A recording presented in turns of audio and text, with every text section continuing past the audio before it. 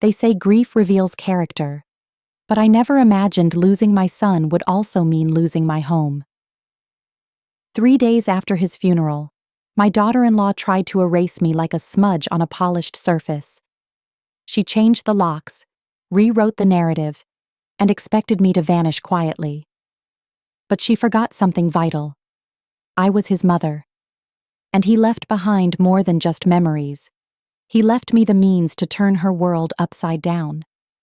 What happened next unraveled secrets, shattered masks, and proved I wasn't as powerless as she thought. Hit the subscribe button to continue. You won't believe how this ends. The phone rang at 1:42 a.m. I knew the moment I heard it. Not just because no one calls with good news after midnight, but because something in my body, a bone-deep ancient instinct, stood up inside me. I had been asleep in the worn recliner in my son's old room, the same one I had rocked him to sleep in when he had a croup at 6 months old. I hadn't planned to fall asleep there, but lately, the silence in my bedroom felt too loud. When I picked up the phone, her voice was flat. "There's been an accident. On Highway 12. Marcus. He didn't make it." That was all she said. No sobs, no apologies, not even his full name, just a clean surgical slice through the middle of my chest. The rest of the call was a blur. Directions to the hospital, which was pointless. I wasn't next of kin anymore. She was. She had been for 4 years. But I was his mother for 32. When I got to the hospital, the nurse at the front desk looked at me with practiced sorrow. "I'm sorry. The wife has asked for privacy. Only family." I nodded once. I didn't argue. I just sat down on a hard plastic chair near the vending machines and folded my hands into each other to keep from shaking. I stayed until sunrise. No one came to talk to me. No one offered a cup of water or a tissue. I left when the cleaning staff started mopping around my shoes. The funeral was 3 days later. She chose a church he never attended, a suit he never wore, and a playlist he would have mocked. I offered one suggestion, his favorite hymn, the one he asked me to sing to him after his father's funeral, but she said, "I think we're going for a different mood." She wore cream. Not black, not navy, not the muted gray tones of loss, but cream. Tailored and soft and radiant. Her makeup was perfect, like she had hired someone for the day. People whispered that she looked composed and graceful, but I saw it for what it was. Control. She smiled through every condolence, and when I finally made it to the front of the line, she leaned in and whispered, "Try not to cry too loud. This isn't about you." I didn't cry at all after that. In the days that followed, I stayed in the guest room. The same house I helped them buy, after I drained my savings to cover the down payment when Marcus's business hit a snag. The same house where I'd once baked cookies with her for the church fair, where we celebrated birthdays, anniversaries, where I once dared to believe I might gain a daughter, not just a daughter-in-law. But now, the air was different. Tighter. She moved through the house like she was straightening a painting I had hung crookedly. I was in the way. My grief too raw, too uncontained. Her eyes flitted past me like I was furniture. I caught her once, scrubbing my tea mug before putting it in the dishwasher, like she didn't want my fingerprints lingering. On the third morning, she set a manila envelope on the kitchen table next to my coffee. Her nails, pale pink and glossy, tapped against the top of it. "I've been looking into a few places that offer really nice community living for seniors. Independent, but with support, you know?" She said the word support like I was already losing my mind. I stared at the folder. Rosewood Gardens. A photo of smiling retirees on the cover. A white-haired woman tending to roses in a sun hat. The kind of woman they always used. Thin, happy, unburdened. "I just think," she added, "this house is too full of memories. For both of us. Too full of my son. Too full of my life." too full of the love I had built into its walls. And now she wanted me out, wrapped in fake sympathy and pamphlets. "I'll think about it," I said. But I already knew. I wasn't going anywhere. The morning after she handed me that envelope, I sat in the backyard with a mug of black coffee that had long since gone cold. The air was still, heavy in the way it gets just before a summer storm, and every leaf looked like it was holding its breath. I watched the wind chime Marcus had given me for Mother's Day 2 years ago swing soundlessly. She'd cut the string last month when it kept knocking against the porch rail and disturbing the peace. It hung there now, mute and ridiculous, like me. I hadn't opened the folder yet. I didn't need to. I knew what it said. Rosewood Gardens was an hour away, tucked behind a shopping center, designed to look quaint and community-oriented. I'd driven past it once while Marcus and I were coming back from the farmer's market. He had made a joke, something like, "Promise you won't let anyone dump me there when I'm old and senile." And I had laughed. He always had a way of making even dark things sound like mischief. Now he was gone, and the woman he married was trying to relocate me like a potted plant she didn't want anymore. When I walked back inside, the kitchen was spotless. It always was now. The homey clutter, Marcus's bottle opener on the counter, my cookbook with dog-eared pages, the ceramic rooster I found at a yard sale, was all gone. Packed up or thrown out, I didn't know. The whole place had the sterile gleam of a staged house, like it was waiting for a new buyer. I suddenly wondered how long she had been planning this, how far back the timeline stretched. My son hadn't even been in the ground for a week, and already she was clearing me out like last season's furniture. She breezed in a few minutes later in yoga pants and a top that cost more than my monthly pension check. She poured herself green juice from the glass pitcher she never let me touch. Her hair was still damp from the shower. She smiled at me like we were co-workers navigating a mildly awkward situation. "I scheduled a tour for Rosewood this Friday. I thought we could go together." She sipped the juice and didn't break eye contact. "They have a lovely craft room and a private library. You'll love it." I stared at her. Really stared. It wasn't the face she'd worn when she and Marcus were dating, when she'd come over for Sunday dinners and offered to help with dishes and laughed at all his dumb jokes like he'd invented comedy. That version of her had been warm, nervous even. Now she was polished steel in a silk sheath, all sharp edges and cold efficiency. I wondered when she had changed. Maybe it wasn't gradual. Maybe grief just exposed what had always been there. "I appreciate the offer," I said finally, setting my mug down. "But I'm not going anywhere." She blinked, like that possibility had never occurred to her. "This house is mine now," she said, voice lower. "Marcus left it to me. He made it clear in his will." I nodded. Yes, the house, but not everything in it. There was a flicker then, something small but unmistakable. A hesitation. And I knew. She didn't know what Marcus had told me before he died. She didn't know what he had left behind. She thought I was alone and powerless, clinging to grief and guilt and nothing else. She was wrong. I didn't say another word. I just walked past her, up the stairs, and closed the door to my room. The door she had started referring to as the office. I turned the lock. She had taken down all the photos. Family trips, holidays, Marcus as a boy, Marcus as a groom. But she hadn't found everything. Not yet. I went to the old sewing chest I kept in the back of the closet. The one she hadn't bothered to open, assuming it was full of fabric and old thread. I pulled out the envelope tucked beneath the false bottom.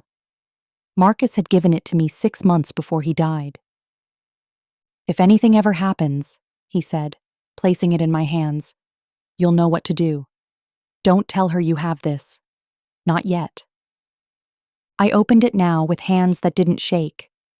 Inside, the deed to the lot next door, Land Marcus bought 2 years ago with the intention of building a home office. But he had listed me as co-owner. There was also a USB drive, labeled in his handwriting, and a letter. A real letter. Not typed, not cold. Written in blue ink with crossed-out words and smudges. He wrote about his business. About how he had started transferring shares of his side company to me quietly, because just in case had become a phrase he couldn't shake. And then, in the final paragraph, Mom, if you're reading this, something's gone wrong. I don't know what. But if Ashley tries to push you out, know this. She doesn't own everything. Not even close. You helped build this life with me, and I want you to have the tools to protect it. Protect yourself. I pressed the paper to my chest and sat down on the edge of the bed, the weight of it all crashing into me at once. Not just grief, but betrayal. Not just loss, but war. I wasn't a widow. I wasn't a mother-in-law. I was the last living thread connecting my son's life to the truth. And I wasn't going anywhere. The days that followed unfolded like a quiet siege. She didn't speak to me much anymore, just the essentials. Polite, clipped syllables designed to sound civil, but land like a shove. Dinner's in the fridge. Laundry day is Monday. Please don't use the downstairs bathroom. I have guests coming. It wasn't a home anymore. It was a waiting room, and I was the patient nobody wanted to call in. But I wasn't sitting idle. Every morning before she woke up, I plugged Marcus's old laptop into the charger she'd tossed in a drawer after the funeral. She didn't know I had it. She didn't even know it still worked. She'd already begun packing up his things, his clothes in boxes labeled for donation, his tools marked for storage, though we both knew that meant garbage. But the laptop had been with me. I told her I wanted it to go through photos. That was enough for her. She didn't care about photos. She cared about assets. The password was still the same. Our family dog's name. Daisy 12. He never changed it. And when I typed it in, the machine lit up like it had been waiting for me. What I found wasn't shocking. Not yet. But it was quietly monumental. Business files, legal documents, email threads between Marcus and a man named Bennett, a financial advisor I'd never heard of. The threads dated back almost a year. Subject lines like contingency plan and asset separation, urgent. He had been preparing for something. Something he didn't tell her about.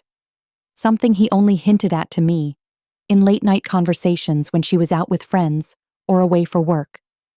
He would rub the back of his neck, sip his beer, and say, "Mom, sometimes I think people show you who they are, but we're too busy loving the version we imagined."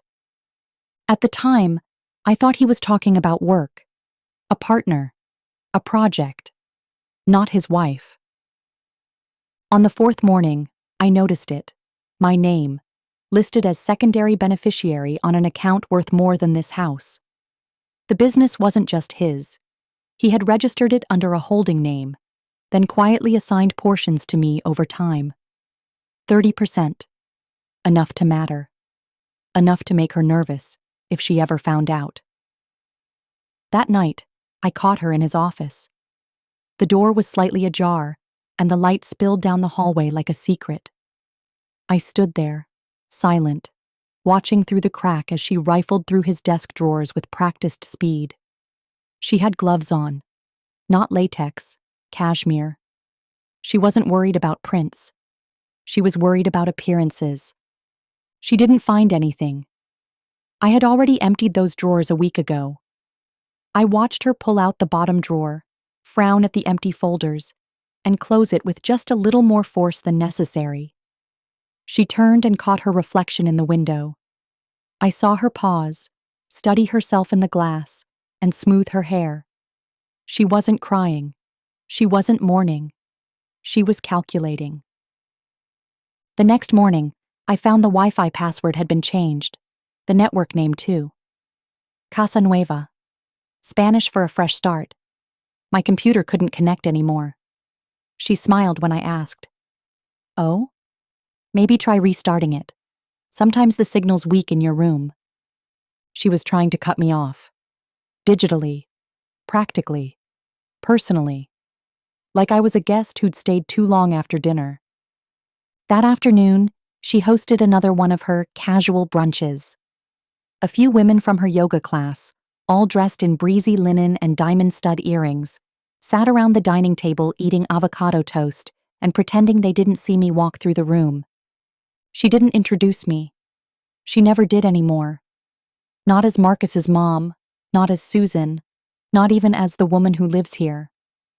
Just silence. Like I was a shadow sliding past the wall. But I heard them. I always did. It must be so hard, carrying the grief and the responsibilities, one of them said, her voice soaked in performative sympathy. Ashley sighed like a woman with the weight of the world on her shoulders. It's been complicated. There are things I'm still sorting out. Some people make it harder than it needs to be.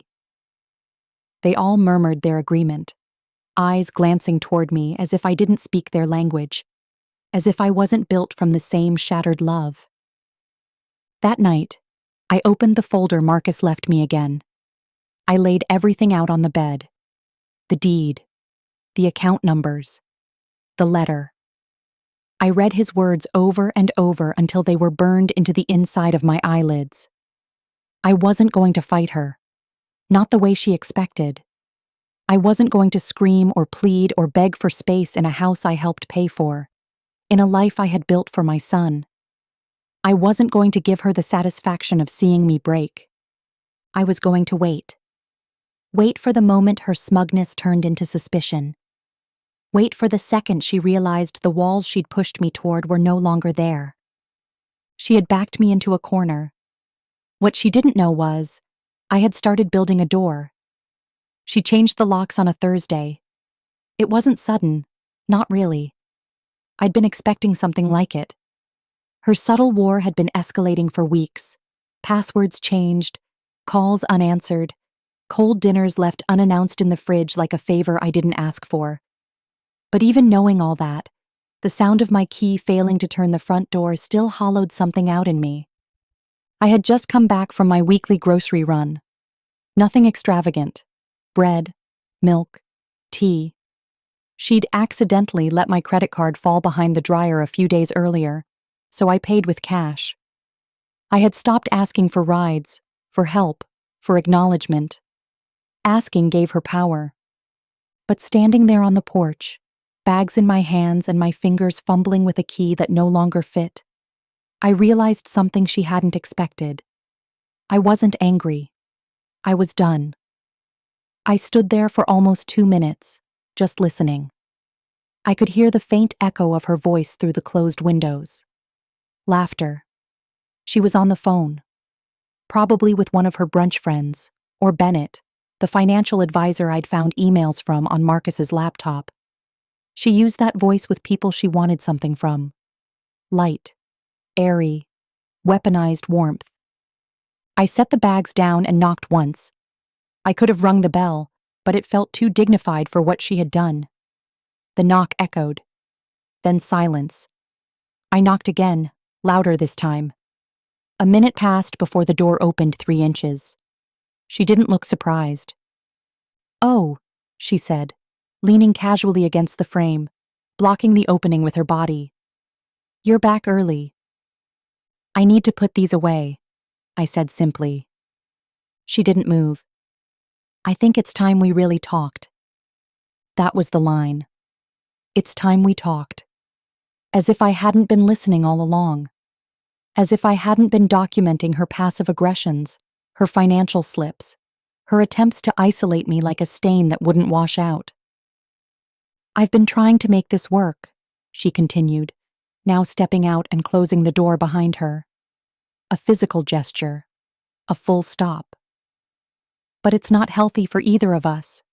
This house is full of tension. I'm grieving too, Susan, and I can't heal with you hovering." "Haven't said a word in days," I murmured. "You have a way of being loud even when you're silent," she snapped, then softened again, like it was a reflex. Look, I know Marcus meant the world to you, but he was my husband. This was our home, and I need space to move forward. She said forward, like it was a destination she had mapped out months ago. I took a slow breath and nodded. So you locked me out? I had to, she said. You weren't going to leave, and you're not on the deed. I wanted to laugh then, not because it was funny, but because it was so stunningly fragile. The confidence in her voice, the assurance. She had no idea what I knew, what I had, what Marcus had left me in pieces, scattered in passwords and safety deposit boxes and encrypted emails. She thought she'd won. All right, I said. She blinked. All right? I picked up the bags from the porch and started to walk away. Her surprise was a perfume I could practically smell behind me. Where are you going? She called. Not far, I said over my shoulder. Just giving you what you want. Truth was, I'd made a copy of every document, stored every email. I had the deed to the lot next door, and with it, leverage. More than she could imagine. More than she was ready for. I didn't need the house. I needed her to think she had it. Because when people think they've won, they stop looking over their shoulder. They stop being careful. They get sloppy. And sloppy people make mistakes. I'd spent weeks grieving a son I lost. I wasn't going to spend one more day begging for scraps from the woman who thought burying him gave her the right to bury me. I stayed in a motel that night. Not because I didn't have anywhere else to go, because I needed space. Space to think. Space to plan. The room smelled faintly of bleach and bad decisions, and the carpet had a mysterious stain the front desk had tried to pass off as just a bleach mark. I didn't care. I'd slept in hospital chairs, on floors next to Marcus's crib, in the passenger seat of our car, while my husband snored behind the wheel at gas stations. I knew how to wait. I knew how to endure. I stared at the popcorn ceiling and replayed everything she had said to me on that porch. You're not on the deed. This was our home. You weren't going to leave. She hadn't said my name once. She hadn't said, I'm sorry. Not about Marcus. Not about anything.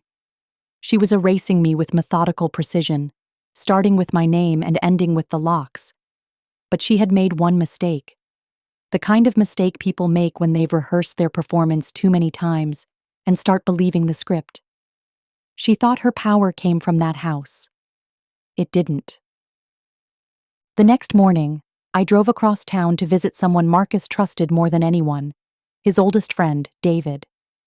They'd grown up together, shared everything from tree forts to the same dorm room in college. David was a lawyer now. Not the fancy type with glass offices and designer pens. The kind who wore rumpled shirts and kept client files in pizza boxes because he believed in function over form. He opened the door with sleep still in his eyes and a toothbrush in his hand. I need 15 minutes and strong coffee, he said. Then you can break my heart. I sat at his kitchen table, clutching the envelope Marcus had left me, like it might fly away if I loosened my grip. David came back with 2 mugs and a tired smile. Tell me. So I did. Everything. The funeral. The Cold War in the house. The locks. The smugness. The silence. And finally, the envelope. I handed it to him, and he read every word of Marcus's letter like it was a last will from a brother. When he finished, he looked up at me with something like fury, banked just beneath the surface. He knew, he said softly. He didn't say it, but he knew. Knew what? That she'd try to erase you. He ran a hand through his hair, stood, and grabbed his laptop. Within minutes, he had pulled up the trust Marcus had filed, the business transfer, the property next door. He confirmed what I already knew in my gut. Ashley might own the house, but Marcus had ensured I'd never be powerless in his world. There's enough here, David said, scrolling quickly. He gave you 30% control over the business assets. The land next door is deeded to both of you, which makes you a co-owner. That matters, Susan. A lot more than she thinks. I leaned back in my chair, the weight of months easing off my chest. But you need to be careful, David added, eyes narrowing. She's calculated. If she feels threatened, she'll play dirty, cry in public, smile in court, lie through her teeth. People like her don't like being outmaneuvered. She's already underestimated me, I said quietly. That's her first mistake. Don't let her make a second one. We spent the next 2 hours going over everything. What to say, what not to say, where to go next. It wasn't about revenge. I didn't want her to suffer. I just wanted her to stop pretending I was a relic, something she could pack away with the rest of Marcus's life. Later that afternoon, I returned to the house, not to beg, but to retrieve the one thing she hadn't thought to claim. I knocked once. No answer. I knocked again. I knew she was home. Her car was parked with robotic precision in the driveway, the way she always did it, like symmetry made her important. When she opened the door, her expression was as neutral as an empty page. I told you, this isn't... I'm not here to argue, I said, holding up the envelope. I'm here for what's mine. Her eyes flicked to the envelope and narrowed. I don't know what you think you have. I know exactly what I have. I stepped forward. You have the house, but I have the ground it sits on, the business that helped pay for it, and a legal right to everything Marcus left in my name. So let's not pretend this is charity. Her mouth opened, but no sound came out. I don't want to fight, I said. But I'm not leaving, and I'm not invisible. Not anymore. I turned and walked back to my car. The wind picked up. The wind chime she'd silenced clattered faintly against the porch railing. Maybe it remembered my son's voice, even if she had forgotten. I watched her more closely now, not to understand her, but to catalog her. I kept a notebook. Dates, comments, receipts. The day she laughed with her friend on speakerphone about waiting until the paperwork clears. The time she met with a realtor. Yes, a realtor.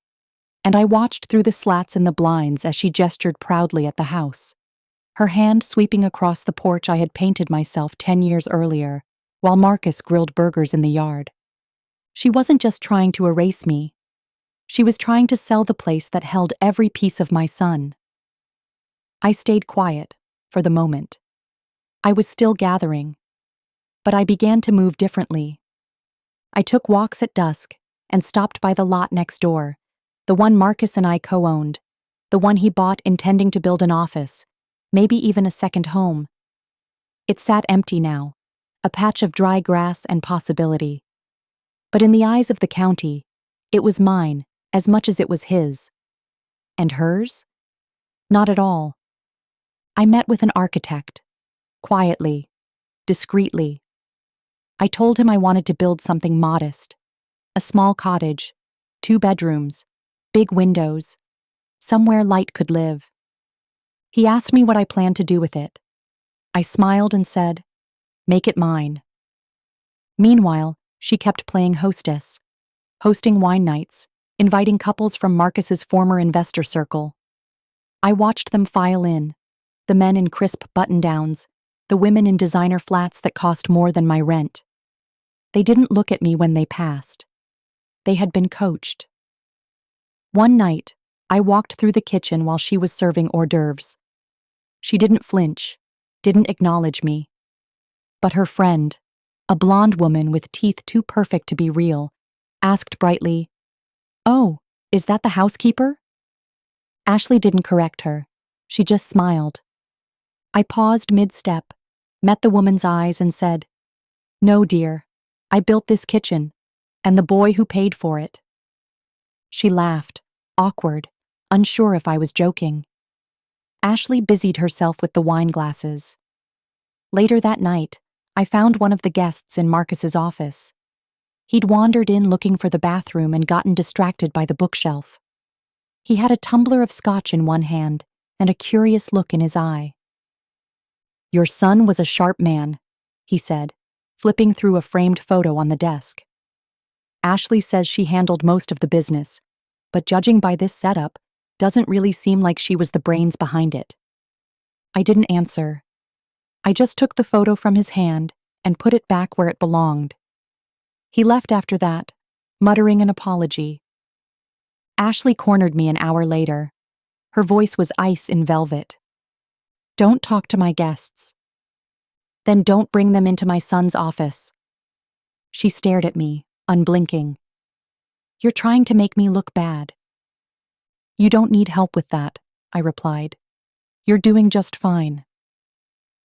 That night, I sat in my room, the one she now called the spare, and pulled out Marcus's letter again. I traced his handwriting with my fingers. In the flicker of the lamp, his words felt like breath against my skin. "She doesn't get to rewrite history. Not while you're still living in it." The next morning, I made a call. David answered on the second ring. "Ready?" he asked. "Yes," I said. "It's time." Time to refile the business structure with my name publicly attached. Time to submit the building plans for the lot next door. Time to make noise, gently, strategically. Just enough to make her wonder where the floor went. She thought she'd silenced me. But she never understood. Some silences aren't surrender. They're preparation. The moment I knew she was afraid came quietly. No confrontation. No shouting match in the hallway. Just a flicker, barely a heartbeat, when she opened the mail and saw my name on the envelope she hadn't expected. She was wearing that silky robe she reserved for mornings when she felt powerful, the one she wore during her little brunches and Zoom calls with men in expensive suits. She had a spoon in her yogurt, one foot tucked neatly under her on the stool at the kitchen island. The envelope arrived with the others. Utility bills, a glossy catalog for custom light fixtures, something in gold lettering from a resort she had no business considering. And then the one from the county office, her name and mine, side by side, property development notification. I didn't look at her when she paused mid-bite, when the spoon dropped into the bowl with a soft, startled clink. I simply poured my tea, sat at the table, and let the silence spread like ink across the room. "You're building something?" she finally asked, her voice thin, too casual. I didn't answer right away. I wanted her to feel the space I now occupied, unapologetic, immovable. "I am," I said, folding the newspaper. "On my land." She didn't speak, just stared at the document in her hands. I could almost hear the gears turning, the timeline unraveling. She must have thought she had time. Time to soften me, to pressure me into leaving, to flip the narrative. She thought she had all the power, because I was quiet and grieving and small enough to ignore. But I wasn't the guest anymore. I was the neighbor. Later that evening, she left for a dinner with someone she called an investor friend. Her lipstick was darker than usual, her heels higher. A performance. I watched from the living room window as she practiced her smile in the side mirror of her car before backing out. A woman rehearsing her role with growing desperation. Once she was gone, I went into Marcus's office. She had changed the layout, cleared out most of his things, replaced his photos with abstract art that matched the new rug. She hadn't touched the top shelf of the bookcase, though. She couldn't reach it without a step stool, and I knew she wouldn't ask me for help. Pride before practicality. I climbed the step stool and reached behind the row of books where Marcus had hidden things, notes, small drawings, receipts he thought I wouldn't find. I pulled out the flash drive he'd mentioned once during dinner, laughing as he called it, the nuclear button. I brought it back to my room, shut the door, and opened it on the old laptop I'd kept hidden in the sewing chest. Inside the drive were copies of contracts, voice memos, and one video. I hesitated before playing it. It was dated 2 months before he died.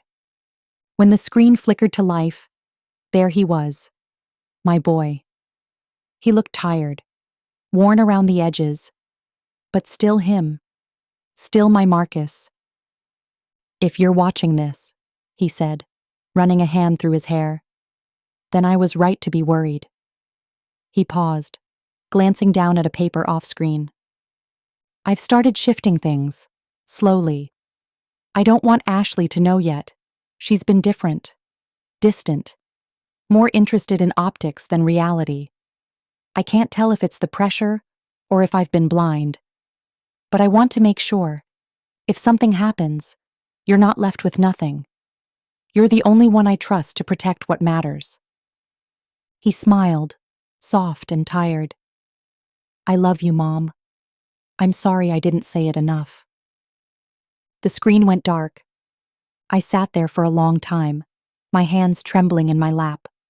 Not with rage, not even grief, just a kind of aching clarity. He had seen it too. The edges of her mask, the shape of her ambition. He had seen it, and he had quietly moved his pieces behind her back. And now, so was I. The next morning, I left a letter on the kitchen counter. Handwritten. Neat. "Ashley, I'll be staying at the property next door once construction begins. Please direct all questions regarding boundary lines and noise ordinances to the county office. Susan." She read it. I know she did. But she didn't speak to me all day. That night I heard her on the phone in the hallway. Her voice was hushed, frantic. "I don't know how she pulled this off. No, I checked the files. Marcus never told me. Yes. I thought she'd leave. She was supposed to. She said she would." I sat in the dark, listening, not gloating, not vindicated, just still. Because the truth is, I didn't want this war. I didn't want walls built between the two of us, or between her and the only family she had left. I would have made space for her grief, her anger, her fear. I would have held her hand through every sharp corner of loss. But instead, she locked me out. And now I'd made my way back in, not through the front door, but through the ground beneath it. The next day, a new delivery arrived, a small sign, hammered into the ground on the edge of the lot. Future site of the Callahan house, a place for new beginnings. I hadn't chosen the wording. David had arranged it. But when I read it, something caught in my throat. Not sadness, not even pride. Just the quiet knowledge that this was real, that I was real, that no matter what she did, she couldn't take this from me. Ashley didn't mention the sign, but I noticed her standing at the window, staring at it long after the sun had gone down. She stood perfectly still, arms crossed, the glow of her phone untouched beside her. And I knew then. She was no longer just annoyed. She was afraid. Not because of what I had built, but because she was starting to realize I didn't need to burn the house down to win. I just had to walk out with my name intact. The night she threatened me started like most of them did. Quiet, tense, a silence that pressed against the walls like a third person in the house. The kind of silence that didn't just sit in the air. It filled your lungs, made breathing feel like disobedience. She'd been stewing since the sign went up, since my name planted itself like a flag in soil she thought she'd claimed. Every day she said nothing, but the tension in her shoulders told me everything. She had expected resistance, maybe even pleading. What she hadn't expected was permanence. I was still there, still making tea in the morning, still walking the property line at dusk, still breathing. She came in barefoot, her robe wrapped tight around her, the same one she'd worn the day after the funeral. The white silk one, almost spectral in the low light. Her mascara had smudged, like she'd been crying, though I doubted it. It was more likely she'd just been drinking. I looked up from my tea. She didn't speak right away, just stood across from me, holding onto the counter like it was the only thing keeping her upright. "You're enjoying this," she said, low and bitter, each word measured like she was daring herself to say them out loud. "I'm surviving it," I replied, my voice flat. "There's a difference." She exhaled through her nose, her lips curling into a bitter smile. "You've been poisoning everything, the air, the light, even the memory of him." I didn't flinch. "No," I said quietly.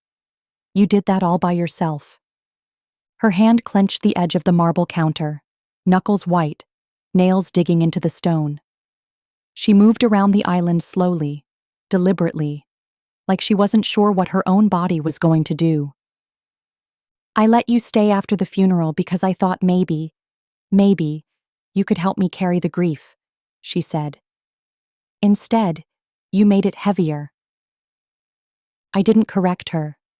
I didn't remind her that she hadn't let me stay, that I had nowhere else to go, that my name wasn't on the deed, but it had been written into every inch of that house, stitched into curtains, scrubbed into baseboards, baked into the smell of the oven where I'd cooked Marcus's birthday cakes every year without fail. "I lost him too," I said, my voice soft but firm. "You lost a son. I lost a future." There it was. The truth she'd never been able to say. Not until the edge of midnight, and the threat of rain forced it out of her. She wasn't mourning Marcus. Not really. She was mourning the image of herself beside him. Wife, partner, rising star. Without him, she had nothing to orbit. No glow of his charm to reflect. Only her, alone, bitter, shrinking under the weight of a world that no longer saw her the way she needed to be seen. And I was the reminder. "I know you think you've won," she hissed, voice cracking. "I don't believe in winning," I said. "Only surviving with dignity." She stepped closer then. Too close. The storm behind her lit up the kitchen in a sharp white flash, followed by the low growl of thunder. For a second, her face was cast in shadow, a mask twisted in something between rage and desperation. "You need to leave," she said, voice trembling, "before this gets worse." I stood slowly, not in fear, but in defiance of the threat that lingered in her words like smoke. "Are you threatening me?" Her lip quivered. "You're making it impossible for me to grieve. You're building a shrine to yourself. That house, your name, every step you take around here is like a nail in the coffin of the life I was supposed to have." I took a breath, steady and even. "You've confused your comfort with your rights. Marcus left me something. He didn't trust you with all of it. That wasn't an accident. That was his clarity." She went still. Her hand hovered, like she didn't know if it would slap the counter or strike me. "You don't belong here anymore," she said. And that's when something inside me broke. Not in a violent way, not loud or dramatic. Just a quiet, final snap. The last thread I'd been holding, the hope that somewhere, beneath the ambition and resentment, there was a woman still worth knowing, still worth forgiving. I looked her in the eyes and saw only hunger. For control. For narrative. For the version of her life where I didn't exist. "I raised a man who loved deeply," I said, stepping past her toward the hallway. "And that love doesn't die just because you're uncomfortable." She followed, her voice rising. "If you think I'm going to let you parade around like some tragic matriarch while I get shoved out of my own story." I turned back, calm. "This isn't a story, Ashley. It's a house, a grave, a truth you can't bury." And I left her standing there, barefoot in her silk robe, mascara bleeding into the corners of her mouth. Back in my room, I sat on the edge of the bed, listening to the storm outside and the silence inside. I held Marcus's letter in my hands. Not to read it, just to feel the weight of it again. The weight of someone who had known what was coming, and left me not with weapons, but with wisdom. The rain stopped just after 3 in the morning. I heard it taper off like applause dying in a half-empty theater, leaving only the drip-drip from the gutters and the soft creak of the house settling back into itself. I lay in bed with the covers pulled to my chest, eyes open, tracing the cracks in the ceiling like old scars. The threat hadn't come from her hands, it came from her desperation, and desperation is far more dangerous than rage. Rage is loud, messy, easy to see coming. But desperation? That's quiet. That's a fire behind closed doors. When I finally got up, the hallway light was on. She always left it that way, like some passive signal that she was still in control. I walked past her door and paused. No sound, just the faint smell of her perfume lingering in the air, expensive, powdery, clinical. Even that seemed performative now, like grief wrapped in satin. At 9 a.m., I called David. "She threatened you?" he asked, voice hardening like concrete setting. "She tried," I said. "She didn't follow through. Yet." There was a pause on the line, the kind lawyers use when they're measuring the legal weight of words. "I'll draft a formal letter," he said, "a boundary notice. If she tries anything again, legally or otherwise, we'll have documentation. You're not without protection, Susan." "I know," I said, "but that's not why I called." "Go on." "I want to make everything public. The business shares, the trust, the property. I want the paperwork filed. I want her to see it, stamped and sealed. I want her to understand that she's not the only one who can lay claim to a legacy." Another pause. This one longer. Then, the quiet click of his pen. "I'll handle it." That afternoon, I printed copies of everything and placed them in a folder. The deed to the land next door. The official filing listing me as a board member on Marcus's company. The amended will, signed, notarized, legally binding. I didn't slam it on the counter. I didn't leave it out in dramatic fashion. I just set it on the table where she left her mail, where she would find it naturally. Eventually. The house was silent all day. She didn't come down for breakfast. Or lunch. I assumed she was pretending not to notice the folder. That was her style. Pretend long enough, and maybe the truth rewrites itself. By dinner, the folder was gone. When I walked into the kitchen, she was already there. A glass of wine in her hand, her hair down, wearing a sweater that looked intentionally rumpled, like she wanted to look casual, undone, human. It didn't work. She looked like someone auditioning for grief. I stepped past her to reach the kettle, and that's when she spoke. "I read everything." I didn't respond. I poured the water, letting the steam rise between us like a veil. "You've been planning this since the funeral," she said, with a laugh that didn't reach her eyes. "Don't deny it."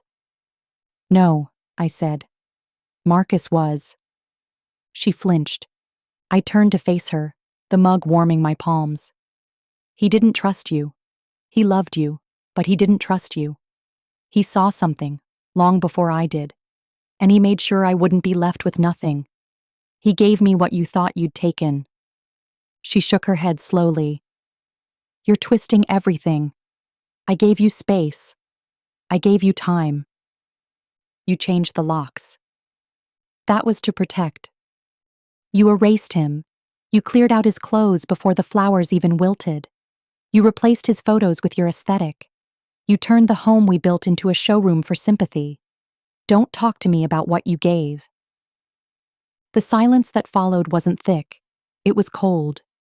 Empty. Like all the oxygen had been pulled from the room. She sat down, her voice brittle. "What do you want from me, Susan?" "Nothing," I said. Her mouth twitched. "Don't lie. Everyone wants something." "I want peace. and I will have it. I don't want the house. I don't want your pity. I don't want your apologies. I want you to understand something very simple. You don't get to rewrite the story and cut me from it." She opened her mouth, closed it. I stepped forward, slow and deliberate. "You don't have to like me. You don't even have to speak to me. But you will respect what I built, what I lost, what I am." She looked at me like she'd never really seen me until now. Like I wasn't the grieving mother, the charity case, the soft voice in the spare room. The morning she lost the house was quiet. No slamming doors, no dramatic cries echoing down the hallway. Just the rustle of paperwork and the kind of silence that only arrives when something final settles into place. I was in the garden, what was left of it, when the email came through. David had sent it early, probably knowing I'd been up since before dawn. The subject line was simple: confirmed. I didn't open it right away. I didn't need to. Instead, I knelt beside the wilted lavender bush I had once planted with Marcus, our hands covered in dirt, his laugh somewhere behind me as he tried to convince me that crooked rows meant the flowers would look more alive. I touched the stems now, brittle and brown, but something beneath them remained green, waiting, like me. She didn't come downstairs until noon. I heard her heels first, too tall, too sharp for a day without guests, and then the click of her coffee cup on the marble counter. The same pattern every day: espresso, half an orange, silence. I waited for it. For the moment her phone chimed, for her world to tilt. It happened quietly, as expected. The notification tone was soft, but the pause in her breath, immediate and involuntary, was not. Then, the shuffle of her chair, the scraping of metal legs against tile, the familiar rhythm of denial beginning to calcify in her chest. She stormed into the living room, phone in hand, her face pale beneath her foundation. I was already there, seated calmly with the paper spread out before me, reading news I didn't care about just to look occupied. When she saw me, she didn't speak at first. She stood there with trembling hands and eyes wide enough to show the whites. "You filed against the property?" Her voice cracked as she said it, as if she still couldn't believe it wasn't a bluff. "I didn't file against anything," I said, folding the paper slowly. "I filed for what's mine." "You had no right." "I had 30% rights, actually, legally. Not that you ever bothered to read the full documentation Marcus left behind." She laughed, sharp and brittle. "Marcus wouldn't have done this." "He did. He saw you for who you were. Maybe not at first, but eventually." Her mouth opened, then closed again. I could see the flicker of panic behind her anger, the part of her mind scrambling to figure out just how far this could go. It wasn't about the house anymore. Not really. It was about the control, the story she'd built, the role she'd assigned herself, grieving widow turned graceful survivor. I was never meant to be in that script, certainly not in the spotlight. "You don't get to undo my life," she whispered. I stood then, calm, measured. "I didn't undo anything, Ashley. You built a house of cards on top of someone else's legacy and expected no one to notice when it swayed in the wind." Her breath came in short, furious bursts. She looked like she wanted to throw something, at me, at the wall, at the reality that was finally catching up. "You're enjoying this," she spat. "No," I said, and I meant it. "There's nothing enjoyable about watching someone dismantle the memory of a man I loved just to protect her pride." We stared at each other in that too-perfect living room, her design catalog come to life, where nothing was out of place except the truth. Then she broke. Not loudly, not with sobs. Just a single guttural sound as she sank into the nearest chair and buried her face in her hands. For the first time since the funeral, the mask cracked. Not from performance fatigue, but because she realized the audience had already left. No one was watching anymore. No one was clapping. "I did love him," she said, muffled. "I know," I replied, "and I wasn't being cruel. But you loved what he gave you more." She didn't argue. She didn't deny it. She just sat there, shaking, while the world she'd constructed collapsed without ceremony. I left her there. I wasn't angry, not anymore. Anger had been useful for a while. It kept me sharp, gave me something to hold. But now, as I zipped up my bag and looked around one last time, I felt something else entirely. Release. In the hallway, I passed the photo she'd moved to the bottom shelf months ago. The only one that still had all three of us, Marcus in the middle, arms around us both, the sun flaring behind him like a halo. I picked it up, wiped the dust from the frame, took it with me. She didn't stop me. When I stepped outside, the air smelled clean, damp earth and wet stone, the kind of smell that comes after something breaks open. A sky. A lie. The foundation had been poured next door. The wooden framing was set to go up in the next few days. It wasn't much yet. Just outlines, lines in the dirt. But to me, it looked like a heartbeat. I stood on the edge of the lot and looked back at the house. At the woman behind the curtains who thought power was something you could hold with ink and arrogance. She didn't wave. Neither did I. She hadn't lost the house because I took it. She lost it because Marcus gave me enough to stand, and she'd never once thought I would. And now, I had. Not by shouting, not by fighting, just by staying, just by surviving. That morning, I walked across my new threshold, not as a guest, not as an unwanted relic, but as a woman rebuilding her life on land she had earned, with dignity intact and silence broken. And for the first time since Marcus died, I breathed in, fully. I didn't expect her to come. I had just finished placing a potted fern by the front door of the cottage when I saw the black SUV roll up the gravel path. I stood there with my hands still covered in soil, heart steady. I knew that car, knew the exact way it hesitated before the turn, the soft growl of the engine as it climbed the slope. It had been Marcus's once. She'd kept it, even after selling his books, his records, his leather armchair, the one he used to fall asleep in, mid-sentence, with his glasses sliding down his nose. She stepped out wearing black. Not the sharp, glossy black of a widow playing her part, but soft cotton, slightly wrinkled, like she'd dressed in the dark. Her hair was pulled back, too tight, her face bare of makeup.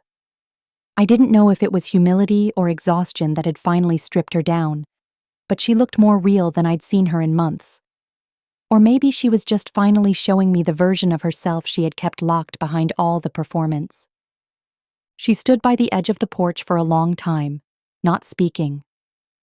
"You can come up," I said, brushing dirt off my hands onto a towel. "It's just a house, not a battlefield." She climbed the 3 steps like they weighed more than she did.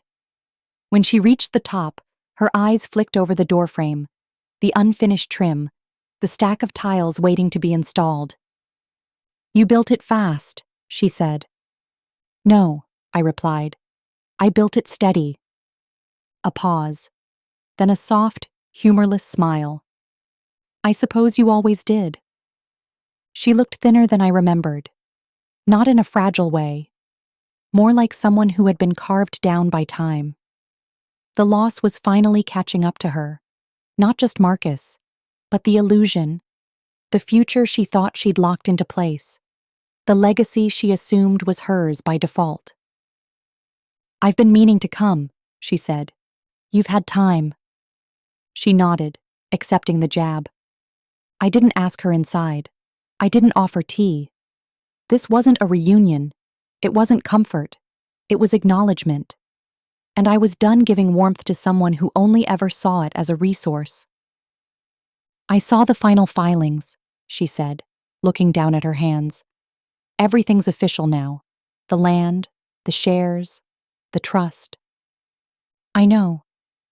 It's not about the money, she added quickly. It never was. Not for me. She nodded again, but this time slower, like she wasn't sure she believed me. She stepped closer to the edge of the porch and leaned against the railing. Her fingers tapped lightly against the wood, searching for a rhythm. I thought I was prepared, she said, not looking at me. After he died, I thought I knew what grief would look like, that it would be a neat, slow ache, that I'd cry, then move forward, that people would gather around me, that I'd be the center of that pain. The honesty caught me off guard. I didn't respond, not right away. But the truth is, she continued, her voice quiet now, grief isn't like that. It's not clean. It's not noble. It's feral. And you, she turned to look at me, her eyes finally meeting mine. You were a mirror I couldn't stand. Because you never broke. I didn't correct her. She was wrong, of course. I had broken, over and over. I'd broken every time I reached for my phone to call him and remembered. I was cruel, she said, and her voice cracked on the last word. I didn't just push you out. I tried to erase you. Yes. I told myself it was about boundaries, about making space to grieve. But that wasn't it. I wanted to be the only one who mattered.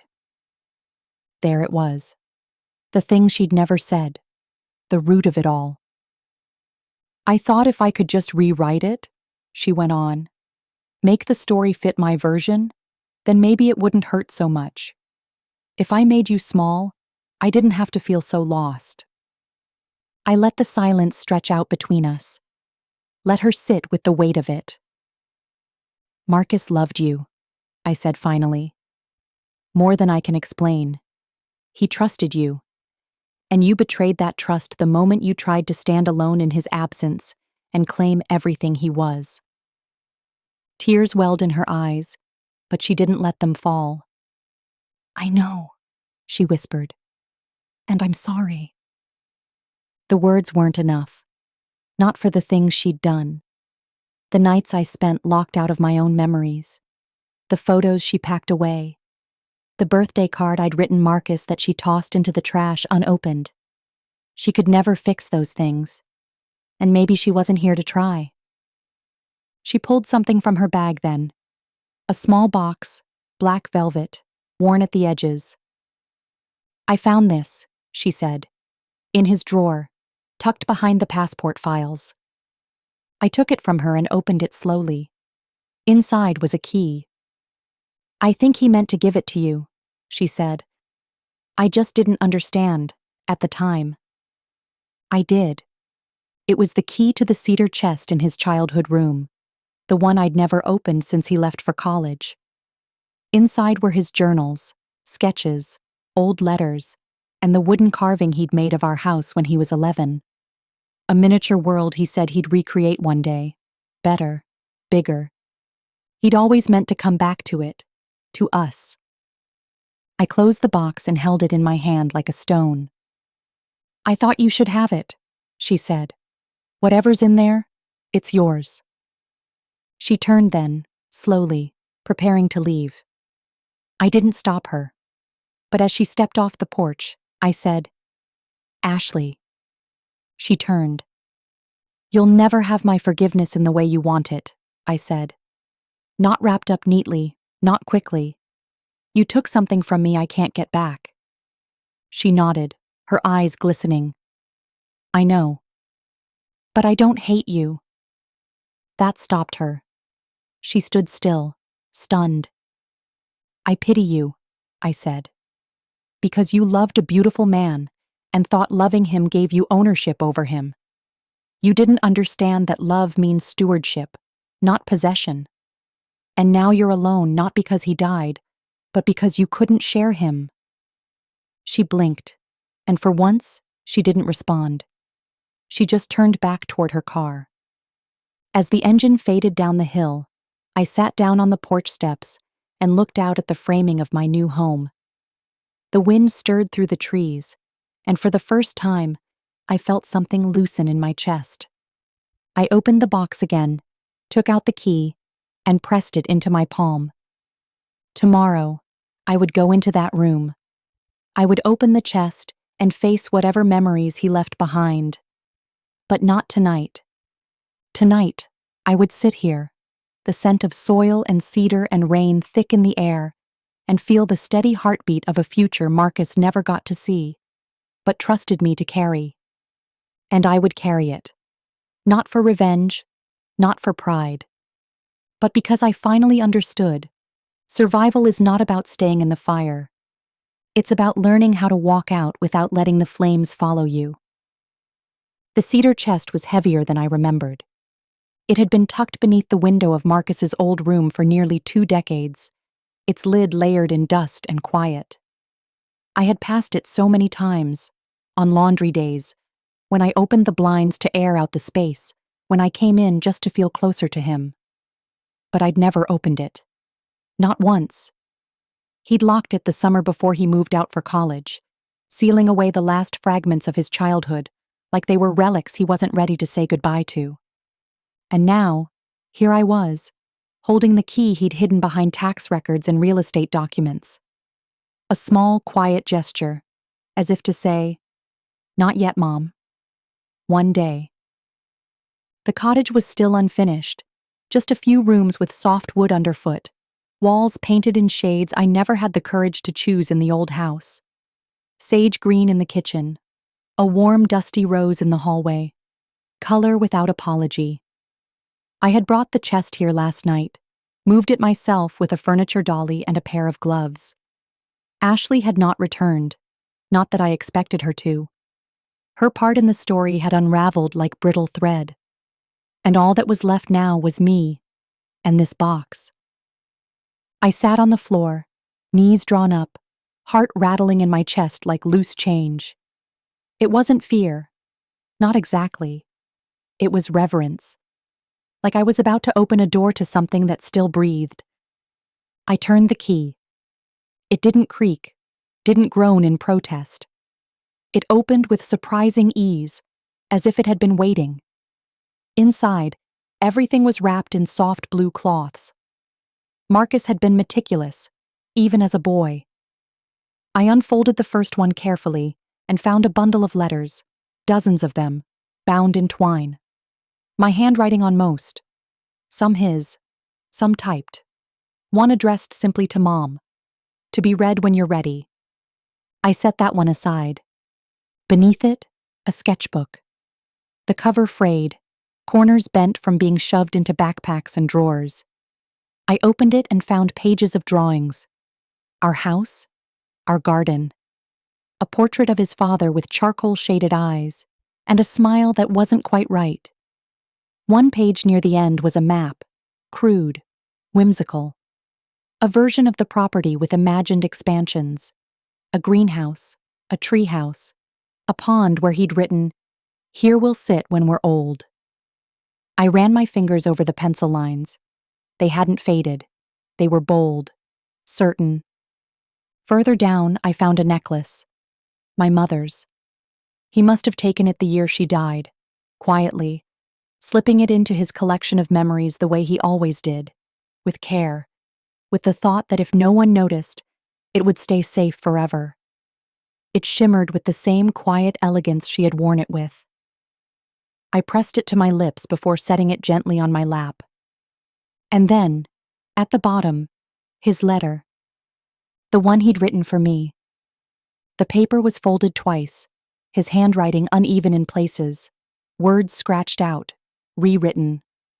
I read it once, quickly, then again more slowly, and then again, letting every word etch itself into the hollow parts of me that still ached. Mom, if you're reading this, I probably didn't get the chance to say goodbye. And I hate that. I hate it more than anything. But knowing you, You're probably trying to hold the world together like you always do. Please stop. Just for a minute. Let it fall. Let yourself fall. I've spent my whole life watching you love people who didn't know how to love you back in full. You did it anyway. With grace. With grit. You made sacrifices no one saw. And I tried to learn from you. I did my best to give love like that too. But I also failed. I didn't protect you from everything. And I'm sorry. I know Ashley. I know her better than she thinks I do. I saw the way she started shifting. The way she stopped seeing people as people and started seeing them as steps. But I loved her. Maybe part of me always will. That doesn't mean I wanted her to have the final say. That's why I gave you what I did. The land, the shares, the trust. Not to cause a fight, but to make sure you wouldn't have to fight. You shouldn't have to prove your worth to anyone, least of all someone who only sees you when you're giving. If she tried to erase you, I hope you reminded her that I'm made of your blood, your strength. You are my beginning, Mom. And I want you to be my legacy. Build something. Anything. A life. A place. A quiet little world where your name is known and spoken with love. You're not just my mother. You're the bravest person I've ever known. With everything I am, Marcus. I folded the letter carefully, pressing the creases along the same lines he'd made. My hands were trembling now, not with sorrow, but with a strange kind of peace. The kind that comes when the truth rises so clearly it silences everything else. He had seen me, not just as a mother, not just as a woman in grief, but as a human being worthy of being remembered. I didn't cry right away. Instead, I lay back on the floor, the letter clutched to my chest, the chest open beside me, the afternoon light pouring in through the high windows of the cottage like a quiet benediction. The air smelled like dust and cedar, and the promise of something new. Later, I placed the sketchbook on the shelf beside my bed, hung my mother's necklace on a small hook near the mirror. I left the cedar chest open in the corner, not as a shrine, but as a reminder that what we keep close doesn't have to be hidden to be sacred. That night, I cooked for the first time in the new kitchen. Just roasted vegetables and a piece of fish, simple and warm. The smell filled the space in a way that felt like memory waking up. I ate alone, not lonely, but full, with gratitude, with resolve, with Marcus's words still tucked under my ribs. I stepped outside afterward, the sky painted with orange and bruised purple. I could see the house from here, her house. The lights were on, but the curtains were drawn. We hadn't spoken again. I didn't expect we would. That chapter had ended with the turning of a key and the delivery of a velvet box. Maybe she would learn something from all this. Maybe she wouldn't. It wasn't my job to wait and see. I turned back toward my cottage, toward the home that bore my fingerprints and his spirit, toward a world I was finally building for myself. The wind picked up, soft and warm, rustling the leaves of the tree we had planted when Marcus was 10.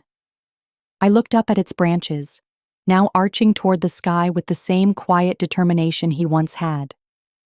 I smiled, not because I had won, but because I had endured. And in the end, that was more powerful than any victory.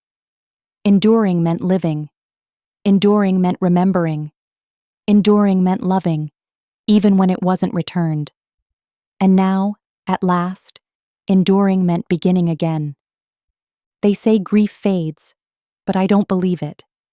It just changes shape, quieting, curling into corners of your life, showing up in the way you pause at a certain song or set the table without meaning to. I lost my son. Then I nearly lost myself trying to hold on to the pieces he left behind. But I didn't vanish. I didn't crumble. I stayed. I endured. And in doing so, I remembered who I was before I became someone's mother, someone's afterthought. This cottage, this life, it's not a replacement. It's a reclamation. Every wall holds my story. Every bloom in the garden is a breath I didn't think I'd get to take. I still miss him. Every single day. But now, that missing comes with peace, not pleading. Ashley never apologized again. I stopped waiting. Some stories end without closure. And that's okay. What I know now is simple. Surviving isn't enough. You have to rebuild. On your own terms. With your own hands. So if you've been silenced, sidelined, made to feel like you don't matter, hear me. You are not disposable. You are not done. You still have a life to build. And it starts the moment you choose yourself. We're grateful you stayed with us. For more stories of women reclaiming their voice, click on the left and subscribe to stay connected. May this be a reminder. Your story has power too.